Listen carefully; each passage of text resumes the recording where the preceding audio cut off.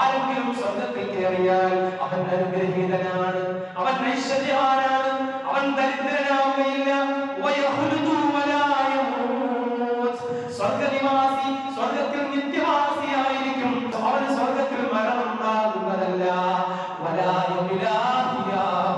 അവൻ ധരിച്ചിരിക്കുന്ന സ്വർഗീയ ഉടയാടകൾ അത് തുലിമ്പിച്ചു പോവുകയില്ല. സ്വർഗ്ഗത്തിൽ അവന്റെ യുവത്വം നഷ്ടപ്പെട്ടു പോവുകയില്ല എന്ന് മുഹമ്മദ് മുസ്തഫ സല്ലല്ലാഹു അലൈഹി വസല്ലം പറയുന്നത് അഹ്മദും തിർമിദിയും ഉദ്ധരിക്കുകയാണ്. സ്വർഗ്ഗത്തിന്റെ മനോഹാരിത വിശ്വാസികൾക്ക് അമലിലേക്ക് കുതിച്ചു കയറാൻ വേണ്ടിയാണ്. ഖാല റസൂലുള്ളാഹി സ്വല്ലല്ലാഹു അലൈഹി വസല്ലം അഅദത്തു ലിഇബാദിയ സ്വാലിഹീൻ മാ ലാ ഐനുൻ റഅത് വലാ ഉദുനുൻ സമിഅത് വലാ ഖതറ അലാ ഖൽബി ബശറിൻ.